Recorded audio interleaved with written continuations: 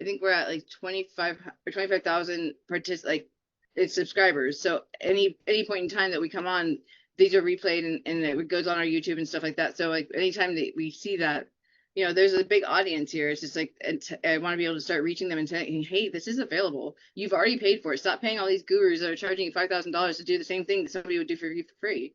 Like, Yeah. what are you doing with your life? You know? Yeah. So, but I mean, we pay taxes and that's what it pays for. It pays for all the stuff. So it's like, we want to make sure that we're doing it for, you know, to get that message out there that this is available. This, you don't have to fight it on your own. You don't have to figure it out on your own. There's actually people here to show you how to do that, you know? So, Yeah, and absolutely. as the class goes on, the participants get higher. So we may get people coming in the middle of it. So, Okay. okay. I'm going to go. Yep. That's typical of ours too. Yeah. Yeah. Okay, participant. I forgot how to do it all of a sudden. Okay. I'm gonna take down the waiting room. Then hit record.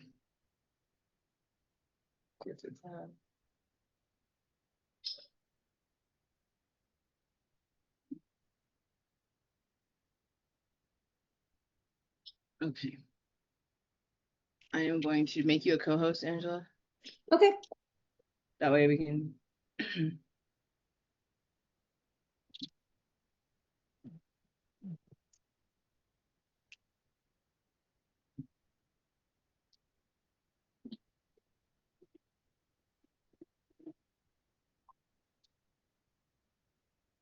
Hello, everybody. Thank you for coming in. We will get started in just a few seconds. Okay. Let me get my questions together.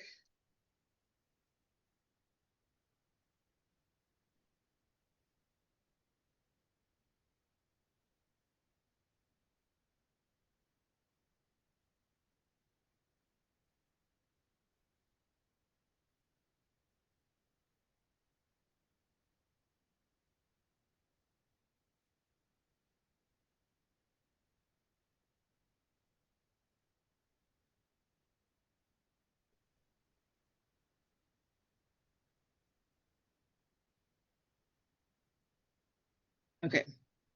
All right. Does anybody have any progress or problems while we get started?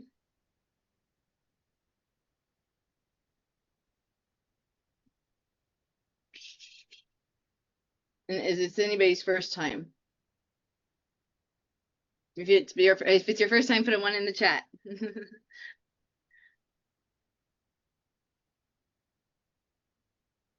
Okay. Well, hi, Missy. How are you? You can come off mute.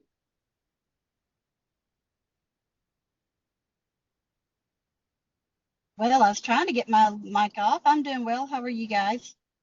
Good, good, good. I'm glad you're here. This is your first time in this class? Yes. My first Awesome. time with this whole experience. So I'm like, Ooh. haven't even Well, touched welcome. the water yet until just now. Well, welcome, welcome, welcome. Okay, Thank so you. this is going to be a weird class just because we usually do grant class right now, and I talk about grants mostly for nonprofits and for-profit businesses. But today we have a special guest, so we're going to be doing that. But I will be back on Sunday night to do grant class, and maybe before Awesome. then. Okay. Great. So, okay. Awesome. Okay. So everybody, I am going to mute everyone so that oh, I don't know who Net is. Net, how are you? And we have Josh. Okay, we have a lot of new people. All right. Does anybody that's new need anything specifically from me that I can help you navigate or get through? Because there's like 5 people. Pretty much everybody's new.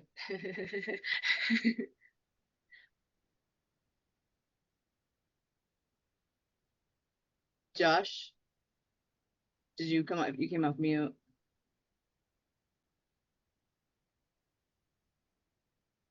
Okay. All right. So I'm going to mute everybody for the beginning of this call. You guys can ask your questions at the end. We will leave some time for that. We have a special guest today. Angela is from the Apex Accelerators, right? Yes. I'm sorry, when I said it, it sounded wrong. Angela's from the Apex Accelerators in Bakersfield, but this is a nationwide program and it's available in most cities, major cities. So we're going to give her the floor and she's going to tell us a little bit about that program and then we can ask questions in the end.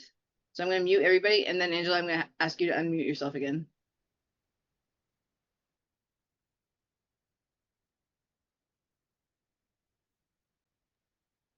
Okay, I am unmuted and screen sharing. Are you seeing my first We do. slide? Sweet. All right. So, as Megan said, my name is Angela Watson. I am the program manager for the Golden State Apex Accelerator.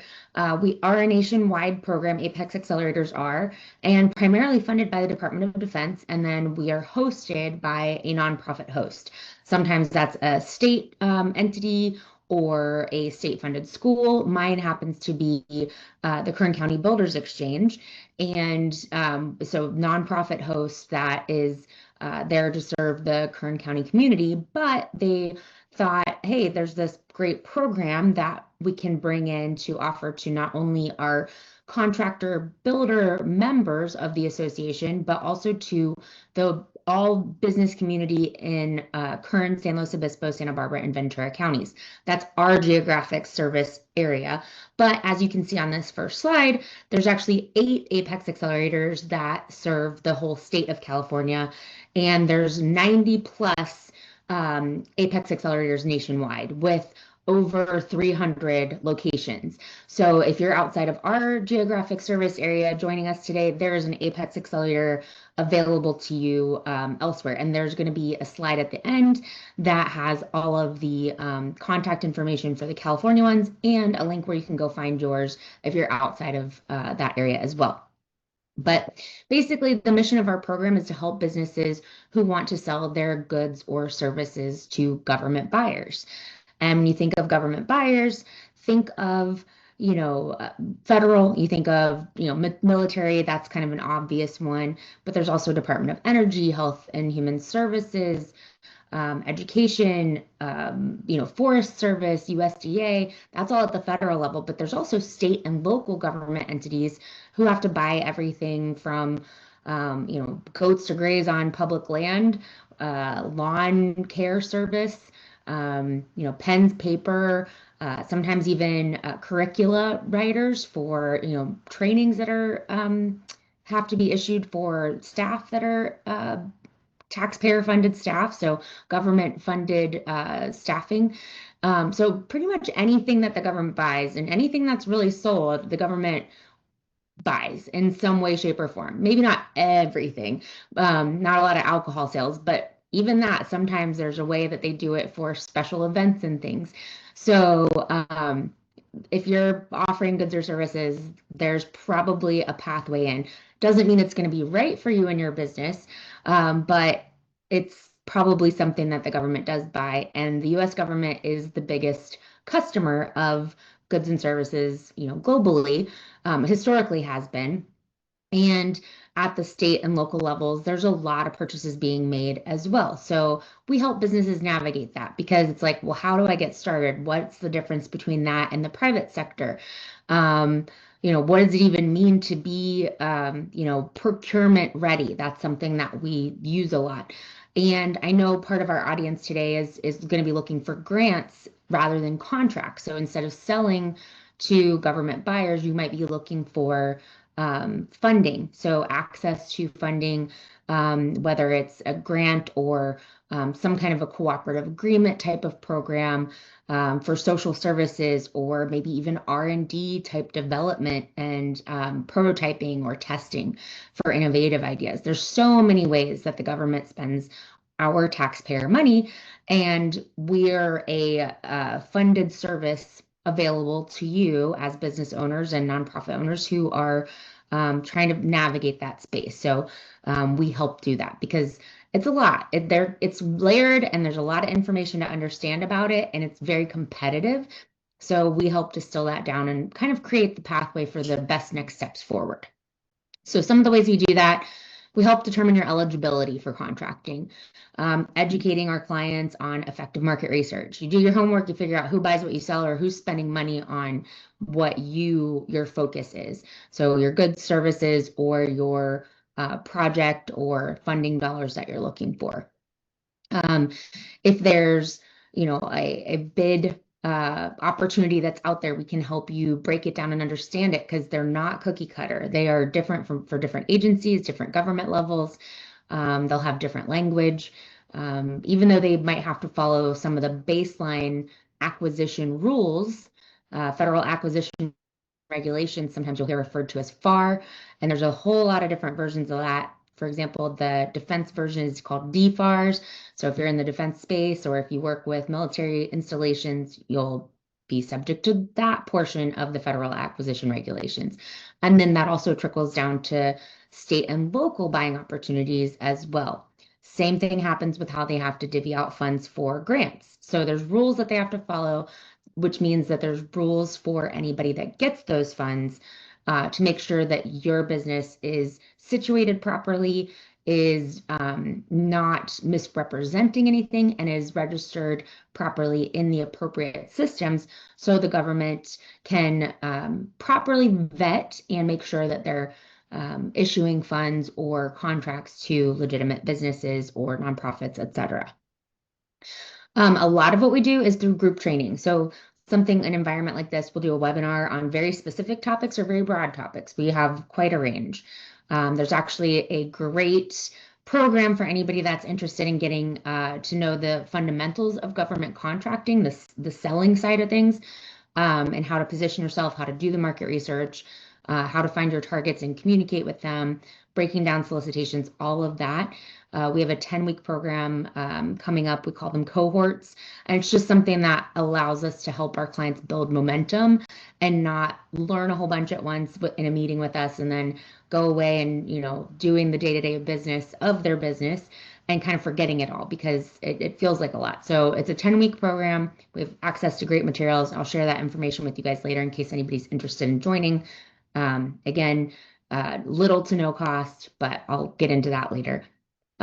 We also help you as a business, if you're a business owner that wants to sell, figure out how to properly put forward your value proposition. So what's important about your business and the solution that you're providing for your buyers.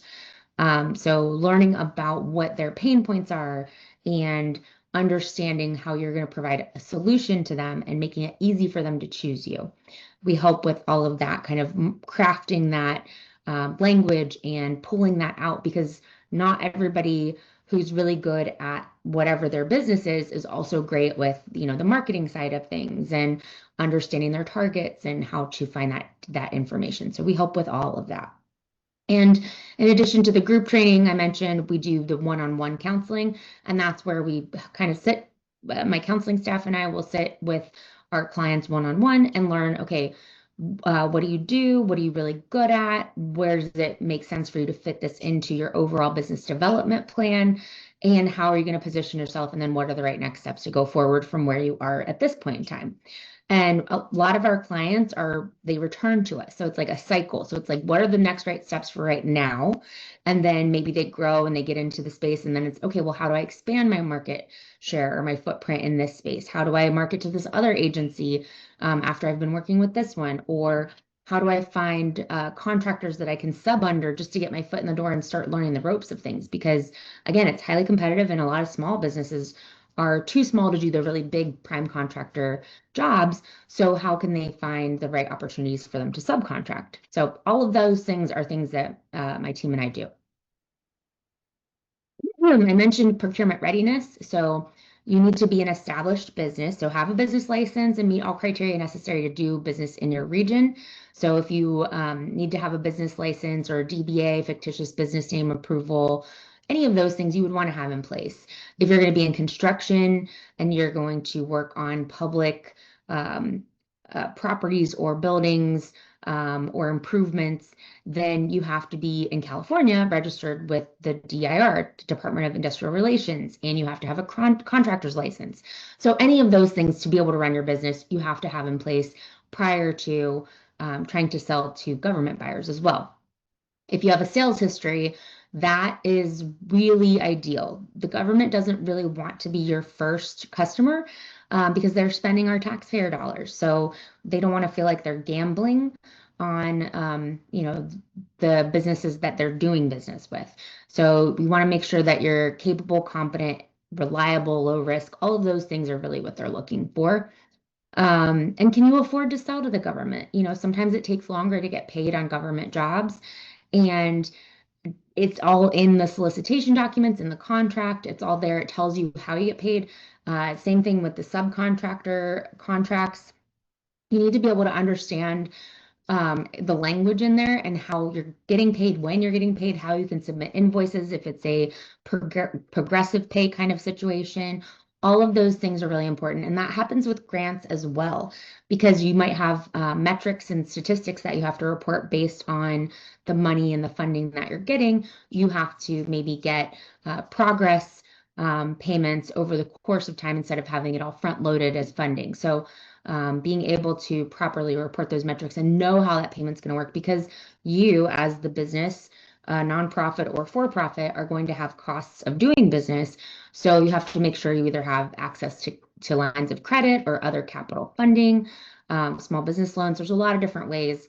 And we do refer everybody that we work with that has that kind of interest for access to capital for funding the business, not grants necessarily, but also grants, but more like a business loan or lines of credit, that type of thing. For any of that, the small business development centers, which are SBA funded, are really important. And the women's business centers, all of those folks are also free services and available to you. And we work hand in hand with them. We refer back and forth. So figuring out who buys what you sell and then how do they buy it, that's really important. Or who is funding a project that you have an interest or a passion for if you're looking for grants. So each local government entity has their own registration system, their own certifications, preferences, requirements for procurement. So really understanding who it is that you're targeting is really, really important. And it's not the same across the board. When you get certifications, so like you'll hear about the Women-Owned Small Business Certification or the Women's Business Enterprise, WBE, those are not the same thing. They are two different certifications by two different verifying bodies or of authority that oversee those different certifications, and you will have different targets that care about either of those types of certifications. So understanding your target and what's important to them before you just run out and get all your certifications makes sense too. So we can help you figure that out as well. SAM.gov is the federal registry. I'm going to skip through some of these slides and you guys are welcome to have these afterwards. So I'll make sure that Megan has these to share so you have the links and just the information, but please feel free to reach back out to us or your local Apex too. And we'll make sure that you get the support and the help you need to get through any of the registrations, the homework, the databases, all of that to get you on the right path. Okay, so the one thing I want to point out on this particular slide is that as a business or nonprofit, you need to know your codes and keywords. So knowing your codes and keywords for the federal government, it's NAICS codes. So North American Industry Classification System are the codes that are used. NAICS, and you can think of NAICS like snakes, I've heard, and I thought that was a good rhyme. So your NAICS codes are your goods or service codes like that the government uses to issue contracts or grants. There's also product service codes, and there's different codes at the state and local levels too. So again, depending on your buyer, you might have different codes, but you also want to know your keywords and know the language of your buyer or funder, whichever agency you're trying to work with. So if you're into water purification, but they are listing everything as water filtration, you might not find the opportunities that you're looking for, or they might not find you if you don't have, the synonyms and the different keywords and know the language that they're using when you're targeting them. Some things to know about how the federal government is spending money with small businesses. This is great because every year it is the federal government's goal to spend at least 23% of all federal dollars with small businesses. So these are small businesses that are actually registered in SAM.gov, that federal database and bidder registration system. So 23% of all dollars. There's also these percentages that go towards the certified other federal programs. And it's, again, there's other opportunities and preferences at the state and local level. And you can look into those and we can help you if you are interested in those. This is about the state of California. So Cal eProcure is the state site that kind of encompasses all of the information for procurement for the state. And there's different agencies, of course, just like at the federal level, but it's all pretty much contained on Cal eProcure. And it also has historical spending, just like at the federal level, but it's not all contained on one site. So we can help you get those resources as well. But it's pretty much public information what the government has spent taxpayer dollars on. So you can see where they're spending their money and who won those awards before. And you can kind of, see who's already successful in the space and either position yourself in their image and kind of follow that example to be competitive, but also differentiate yourself. Or you might want to approach them as a subcontractor or teaming partner as a business expansion opportunity. Again, different certifications with the state. I'm just going to skip past that. Finding your targets. So are any levels of government buying the products or services you're selling? If so, which ones? And are any funding programs or projects like what you're interested in doing if you're looking for grants? So you want to know not only the primary agency, but there might be a sub-agency or a buying command. For example, if you think of, our military, so Department of Defense has, I think, oh gosh, I don't know how many different commands, but let's just take the military portions. So let's say Department of Navy is, one of the 4 or 5 different military parts that are directly have troops and bases and all the logistical chains that go with them. The Department of Navy actually has 11 different buying commands and subcommands. So really knowing how to dig in and find those decision makers that have the authority to spend the money on what you're trying to sell is really important. So it can take a little time in pulling on those threads. I've got a few other links on here that you guys can follow just to see what other local and state and federal resources there are for looking up current opportunities and past opportunities. Again, this is just kind of going into finding your targets. I want you guys to have these, but I'm not going to go into every single thing.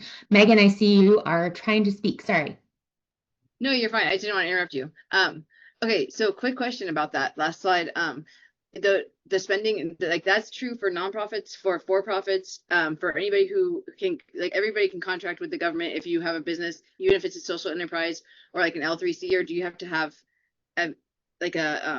just for nonprofit people, like they don't, if they have their nonprofit in a social enterprise that they're working with, can they still be contracted with the government and stuff like that? They can, yeah. If you are offering a product or service, like you can, so for example, my host, the Kern County Builders Exchange, is a nonprofit. And our program is technically a cooperative agreement. So they do have to put up some funding. So it's a little bit like a hybrid of a grant and a contract combined. But they're a nonprofit and they get this funding to create this program and offer this service. And there are different types of spending that are allowable, not allowable, and that's across the board. So if you are a nonprofit, let's say you want to create like a youth center or something, and so there's going to be a grant potentially that goes towards that, or there could be a something from the state that they have like infrastructure, or they have youth programs is something that they're really focusing on, they will contract with somebody to carry out that program and spend that funding. So it could be offered as grant funding to do that type of thing that's already maybe in existence to like bolster programs and bring more programs that are offered by a nonprofit, or it could be that this nonprofit is the contractor that's going to go and execute the project or initiative that the state decided to spend money on. So yes, either way. And there are things that probably have to be in place just so like maybe as a nonprofit, you don't have like your business license isn't because you're being taxed the same way as a for-profit business, but they recognize all of that. And so when you register as a bidder, they will see like, oh, you're nonprofit, you're organized as not for profit or for profit, you're organized as sole proprietor, LLC, S corp, C corp, whatever. So like all of those things come into play, and as long as you have the proper licenses, yes, you can contract as a nonprofit or for profit. Okay, so it sometimes can be looked at like as a pass-through grantee like type thing. So like where we would get funding and then we would have to just do the program, and we might need to hire somebody or like contract with another organization or for a for-profit or nonprofit type thing too. Okay, right? Yeah, that does depend too. So there are limitations, excuse me, there are limitations on subcontracting and subawards. Okay. So when it's a pass through, sometimes that might be like the, HUD program is like they're the ones that get the funds from the state or federal programs, and then they contract with people to actually build, the affordable housing or whatever it might be. So yes, that would be more like a pass through, but there could be something else where, like with our program, let's say we wanted to set up a sub-recipient relationship in Ridgecrest, we would still be the primary recipient, but we would have a sub-recipient relationship where part of the funding would go to our relationship that's a different entity out in Ridgecrest, but they would be reporting back up through us like they're a subcontractor essentially. So depending on the opportunity, yeah, it could go any of those ways. You do just have to be careful when you're saying pass through. There's a lot of contracting that says you have to have a commercially useful function. So you can't necessarily just do like the middleman strategy and say like, I'm going to go get this, award. I'm going to put all the right things on here, but I'm actually not the one that's going to do it. I'm going to subcontract out everything. Sometimes that's fine.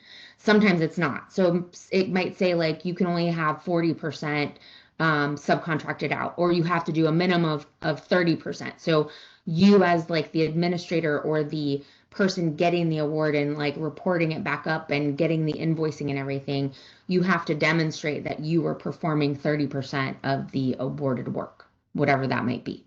Does that make sense? Yep. Yeah. Okay, cool. Okay, sorry. Now you make continue. I'll stop asking questions in the middle. No, that's great. I like interaction. Otherwise, I feel like I'm just droning on and I don't know if it's landing with anybody. Okay, good. Well, I have more questions. I'm just kidding. Okay, yeah, go for it. Really. No, okay. Just so we can recap, I just want to make sure that I would like everybody kind of just make sure we're sticking with you because that was a lot of information in a very short amount of time. So recapping, we have going back to the certifications thing. Do you help get the certifications like when somebody's going after small business enterprise or because I'm Native American, what would I go after the women's or would I go after minority? Like how does that even work?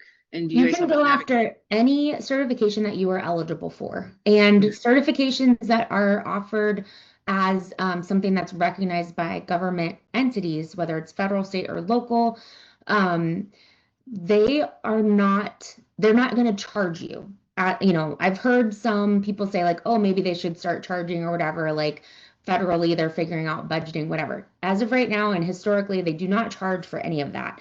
And we do not charge to help you get through that. So we'll walk through and provide you like, this is the checklist of eligibility. So if this all, if it meets with what your circumstances are and you're like, yep, I'm eligible. I have all these documents. I can prove it. Great. Then we can say, okay, this is, you're going to go onto this site. You have to be registered in this database. You create this, user account, and then we'll walk you through it. So we kind of handhold as much or as little as our clients need. Sometimes clients just need that checklist and then they're off and running. And then other times it's like, you know what? I don't like these types of questions. I'm going to second guess everything and it's going to take me 5 times as long than if I did it on my own, if I just had you either on the phone or on a computer and we can screen share. And same thing with the registrations and the databases. Like, we'll help walk people through. We might send you the information initially, and you can say, yeah, I want to schedule time with you to walk through this together. And we do that all the time with people.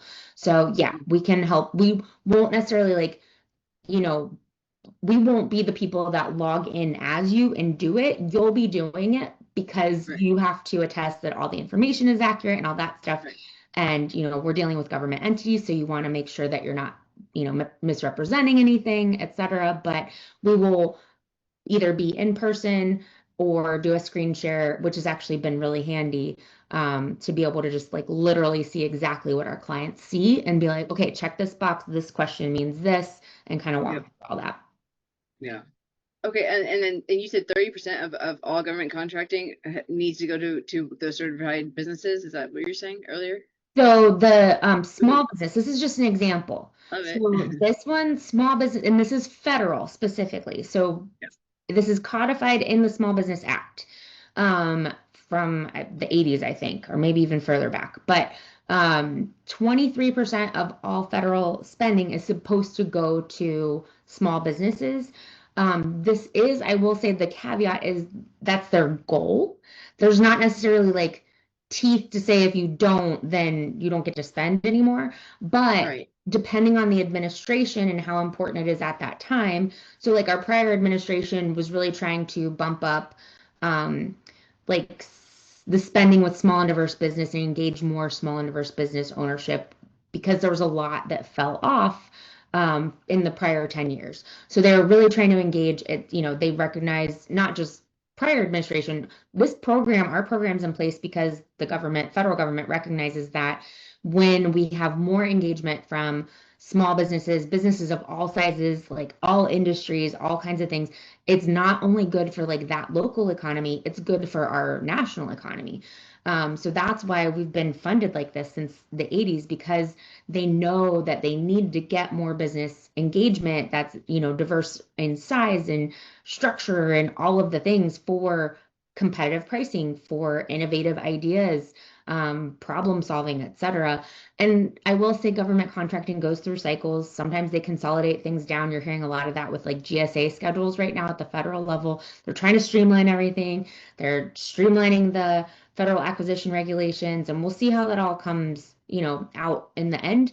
But it does go through various cycles at different times, depending on priorities and, kind of who's in charge of what. Because contracting and buying, it has a lot of rules because they're spending taxpayer dollars and they've been bit in some ways, where like even with the funding that went out with COVID, that it was like, we need to get these funds out to people. Everybody's hurting right now. There's a lot of issues, but they didn't have the best stopgaps in place to like vet and make sure that everybody was legit at the time. So then there's like people, supposedly from overseas, like getting funds that never should have been able to get through. So there's layers and there's like requirements, and when they realize there's a giant hole then they try to close it. And so like I said, there's cycles and things where it's like, we're trying to like really not goof up that way and how we're spending our money. And then also, now you might hear a lot about innovation for military spending. And so it's like there's a lot of programs out there and funding for innovators and like these competitions and challenges and almost like Shark Tank kind of things, like bring us your ideas. And so like that spending is like getting really broad in ways that it hasn't been in the past. And then we'll probably see another cycle again where it like shrinks that down because, somebody was taking advantage or finding a loophole or not using it properly. We'll see. So just something to keep in mind. But these percentages at the federal level have been in place for decades. And so that's why, there's encouragement to get your certifications if you're eligible. However, a certification does not guarantee you business. So it is icing on the cake. It is not the easy button to getting business or getting a contract or getting a grant. It is, what's your value proposition first? What are you really good at? How are you solving solutions? Why should we spend our taxpayer dollars with you? And oh, great, you're also going to help us fulfill this goal because we want to work with more than just the same old company. Right. All that makes Okay. sense? Yeah, that's really good. And like, so the reason we have those certifications, like that works for like most county procurement as well, right? Like they're So like you mentioned, small disadvantaged business. yeah. So like the disadvantaged business enterprise at the state level, DBE, that's actually like specific to like transportation. So Department of Transportation at the federal level, it's kind of a hybrid. But then you'll have like a minority business enterprise, MBE, and WBE, that are actually like overseen by the Public Utilities Commission. So it's different than those at the federal level or the DBE at the state level. Some of them really overlap. So it's like, oh, hey, you're going to get that certification. You might as well apply for this one too, because they have really similar requirements. So just do it all at once. You've got all your paperwork together. Let's just get in these different systems and do it.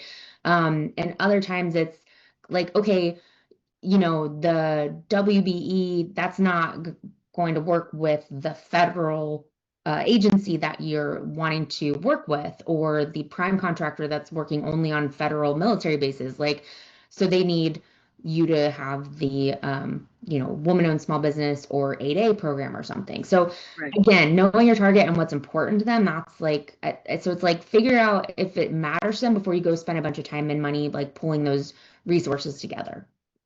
Right. It's the same for grants. It's the same thing as knowing your funder and what they're looking for and meeting them and aligning, making sure everything aligns. Absolutely. That's, yeah, 100% accurate across the board. So again, just what are they looking for? They want capable, competent, and low risk. They want to see you've had experience, have been there and done it. And again, we're going to help you figure all this out.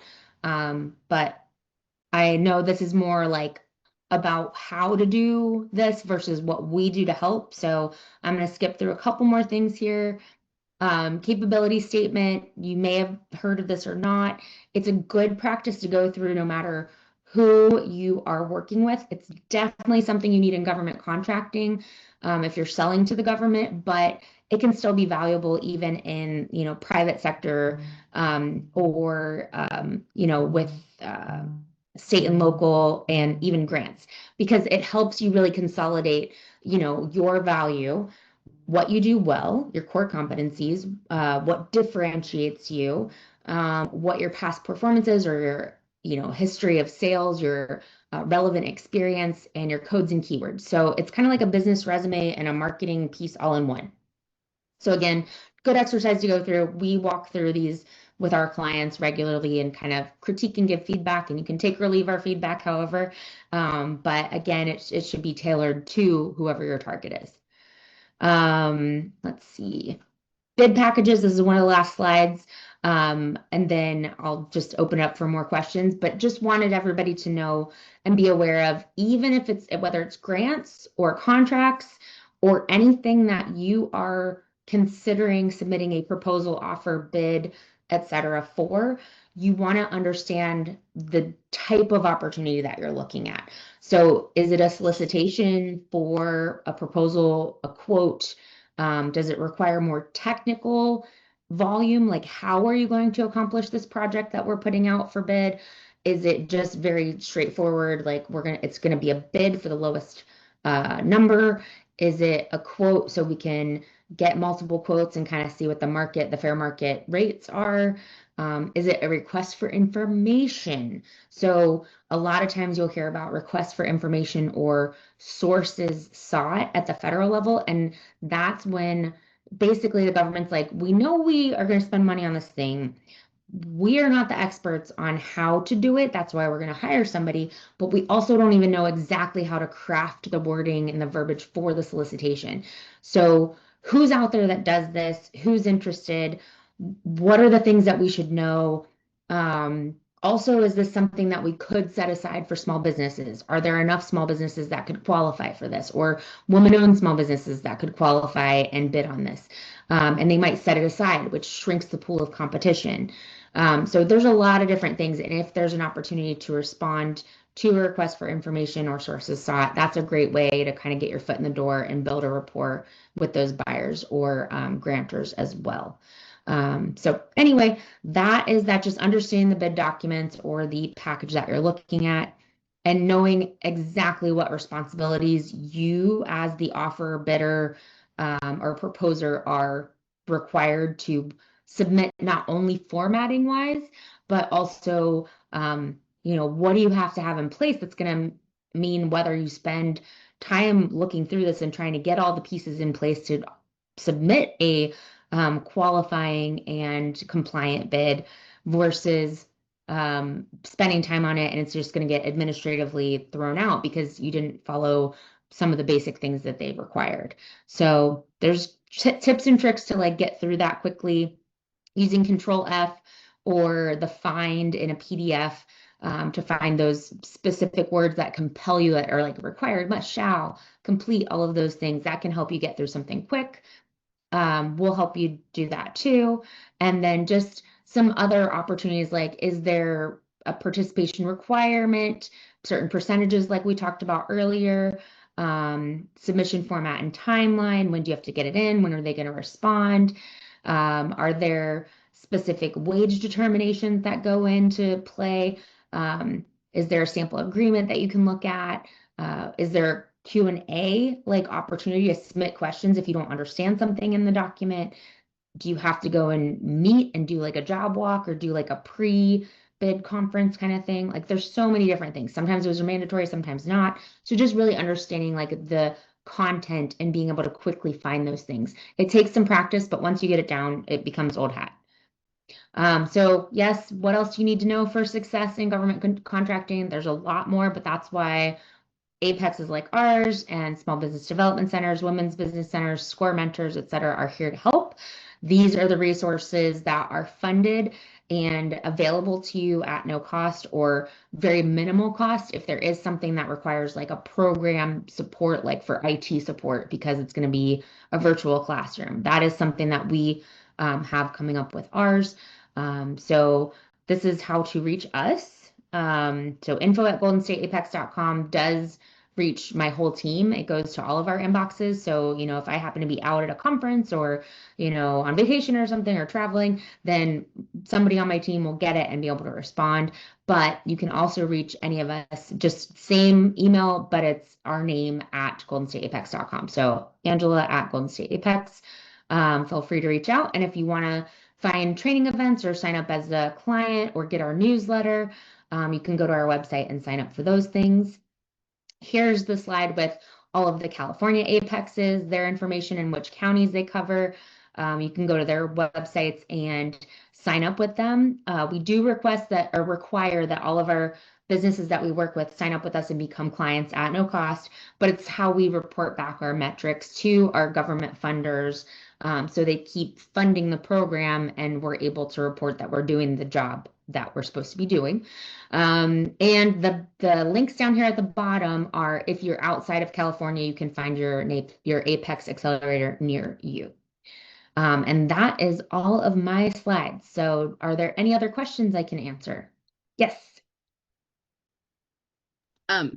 Okay. Real quick question. What is like the one thing that you wish every small business owner knew about this program or knew in general for like government grants, or not grants, but contracts and stuff like that? So I think a lot of what we do is setting realistic expectations. And you might have picked up on some of that with the language I was using throughout this, but a lot of folks are, hearing something on like somebody from TikTok or YouTube, and it's like, you can just go get government contracts. It's easy. You do this, this, and this. And it's not easy. So if your game plan is, I'm just going to become a government contractor, you're probably, unless you've got something very niche that the government buys and you have like some specific weapon system or capability that like they already need or purchase or whatever, like it's very rare for people just to be able to hop right in. It usually takes 18 months to 2 years to get a first contract once people start and decide to get into the space. And a lot of people fall out because it's just not right for them at that point in their business. Because I think that, like I said, unless you're very niche and it's something that the government always buys and will buy, um, and it's not a highly competitive area because you're so specific in what you offer, it is highly competitive. So there's hundreds, if not thousands, of other people trying to do the same thing that you're trying to do and get in front of these people and, make a dent and be like, buy from me and here's why. So develop that level of not just capability, but rapport with your buyers. Because just like how you have to have a relationship when you are selling privately, commercially, you can get lucky and they might buy from you one time, but unless you like build a relationship, you're not getting that repeat business. And government's even harder to get into on that side because they probably already have somebody they're buying from. And so for you to come in and differentiate yourself, can be difficult, but there are opportunities to do it, and it can just take some time. So having reasonable expectations of kind of like the pathway forward and that this should be additive to your overall business development plan. It should not be your only plan. That's something I think is really important too. Yep, that's the thing I tell like my grant students is it's all about that funding and funder relationship. It's not really, you want to have the relationship first, then the need, like and see if you align really, because it's like it's exactly the same thing. As you don't want to, you may get that one-off grant, but if you're not reporting, if you're not checking in, just when you don't need anything, just checking in saying, hey, what's going on with your organization? How can we be of service? Or, what do you hear? This is what we're doing for like the next couple months. Is there a place for you in here? You want to come join us type thing? It's like reaching out and just kind of having those relationships means the world to your future in funding and your future in contracts, it sounds like. So I feel like that's a good idea to any small business, is to make those relationships and nurture them, even when you need nothing, especially when you need nothing. So one thing I should have put on here for this audience, and I will add it, and before I send you the slides, Megan, is grants.gov. And I'm sure you already direct folks to that for nonprofits, but usaspending.gov, stam.gov, those are the federal areas where you can see contracts and past spending. So USA Spending's past spending awards. Cali Perker, you can see both opportunities and past spending, but like the grants department is different. It's like under the governor's office and opportunities, and same thing with federal grants. It's grants.gov is where you're going to go and search opportunities and past spending there. If you're in like the R&D space and innovative, and if you're like an inventor entrepreneur, SBIR, that's a Small Business Innovation Research, Small Business Technology Transfer, SBIR, STTR. There is SBIR.gov for that. So there are different places. It's not all housed in one spot, but once beyond just like kind of those big umbrella databases and repositories of information and where you register, knowing your agency also probably has its own website and potentially its own database that you're going to register in on top of that. And at the local level, each city, every government entity that has its own budget and authority to spend money through grant funding or through contracts are going to have their own process to vet you as well. So they're going to have their own bidder registration, their own kind of requirements of what you have to have in place as well. So those are just some kind of things to think about as you're building out. There's a lot of just like data collection when you get into the space. And I think same with grants, like you said, because you need to know, you have to get to know the funder before you can know if you align. So how do you get to know them? You're going to do research, then you're going to see if they have opportunities to meet. You're going to see if they have, open topic days or industry days, or this notice of funding, and we're going to have this call about the notice of funding, like who has questions, so all of those things, you got to take those opportunities. Something I've seen a lot at the federal level and in particular is LinkedIn. There's a lot of great Yes. opportunities listed on LinkedIn to engage with government buyers and funders. So I would say once you know who you're targeting, and don't try to target everybody at the beginning, like pick 5 to 10, maybe with a focus on 3, 4 top prospects, because you will be overwhelmed. You will spread yourself too thin, and then you will be ineffective with any of them. So focus that down and don't succumb to the idea that, oh, I'm letting that one get away, because then you can let them all get away if you're trying to chase all of them. So, Yep. And it's kind of like stakeholder mapping in a way where you're like numbering who's the most important to your organization and how can you get an alignment with them if that's where you're trying to go. It's like you're yeah. numbering those out. And then you can replicate that after you have it down with this. You can Mhm. kind of learn from the successes and what worked and what didn't with them, and then try it with somebody else too while you still have that going. So it's additive, it builds on. It's not trying to capture it all at once, even though you're casting a wide net initially just to see who your buyers or your funders are, just by doing those searches, but then start narrowing it down when you see what's really aligning with you.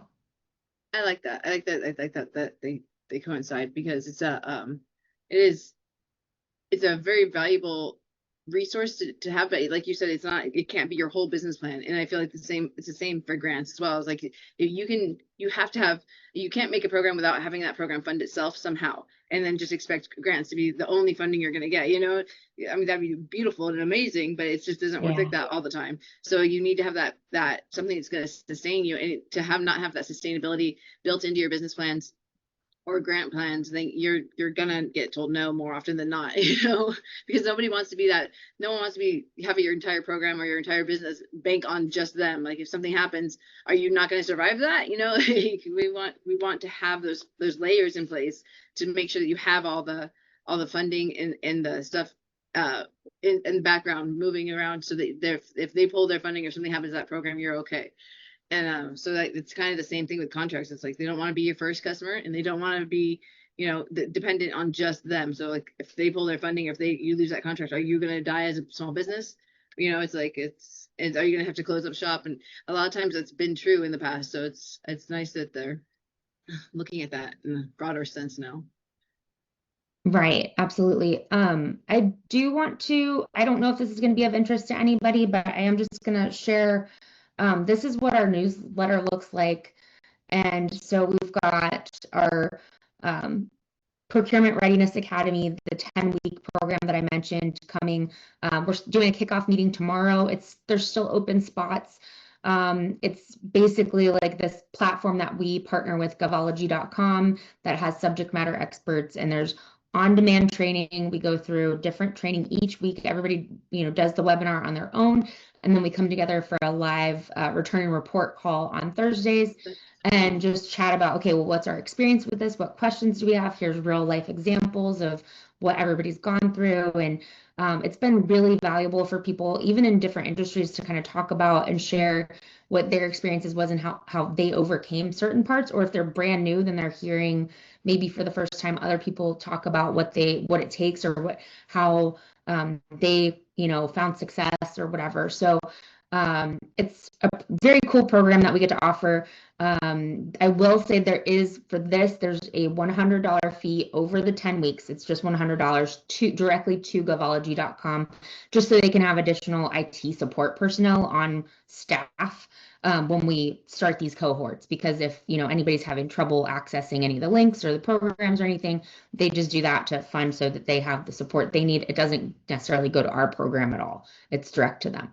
But it is a pretty cool program. Got really good feedback over the last one that we did that just ended, and I can send this out. But also wanted to give you just like a heads up of these are other things that we put in our newsletter. So networking events with the special opportunities works, and other Govology courses, veteran business outreach. I don't know if you have any veterans on here, but they do a Boots to Business for all things entrepreneur. So they have in person and online, and they do it monthly too. So Oh wow.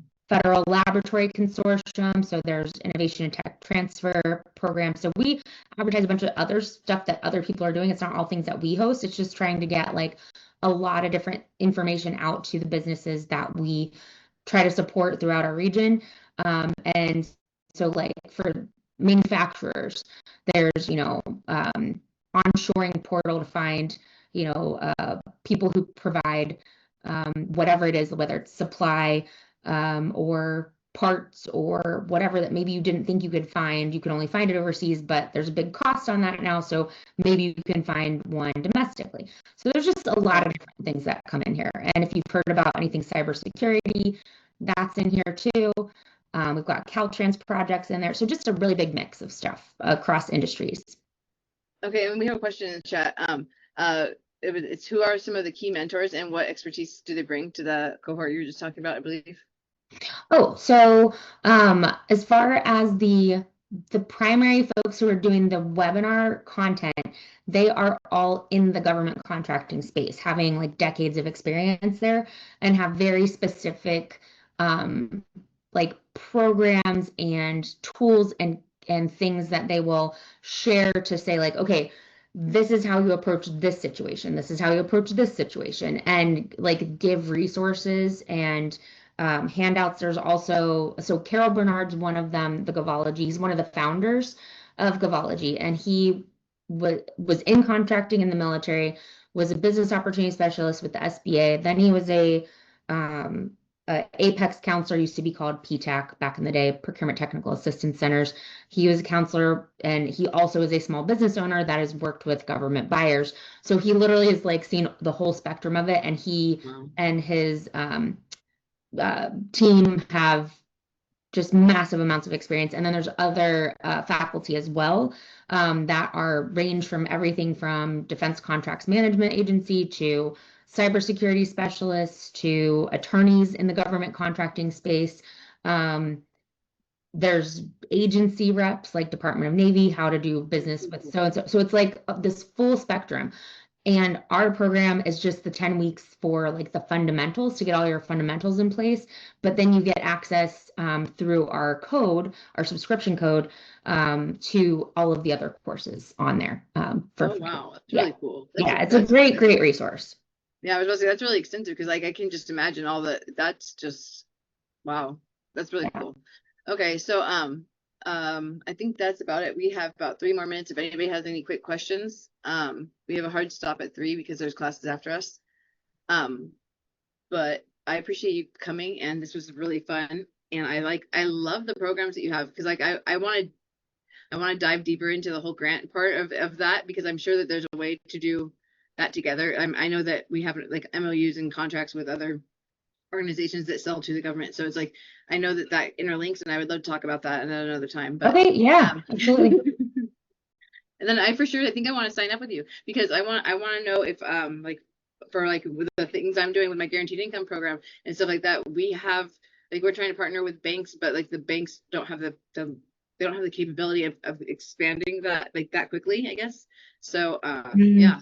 But a lot of banks are like CDFIs, and they're getting government contracting stuff with that. So it's like I don't know. I was looking into how to better align.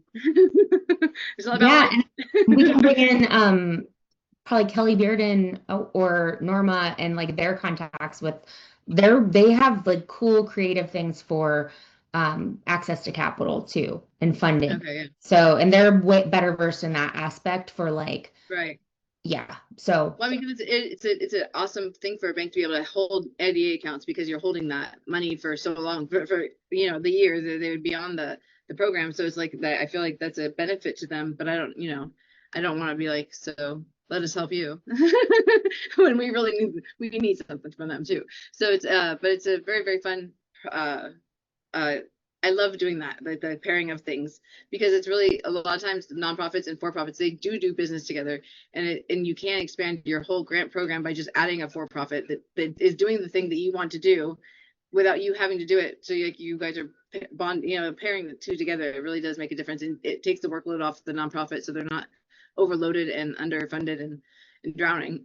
Well, and vice versa, because there's a lot of for-profits that are or maybe it's a nonprofit, but it's like a membership association. So then they need like the charity side of it to like get grants and Yeah. funding that, you know, a 501c6 can't get, only a 501c3 to help bolster the program Yes. they're already doing. So yeah, there's a lot, Yeah. like you said, kind of they Intermingling. Yeah.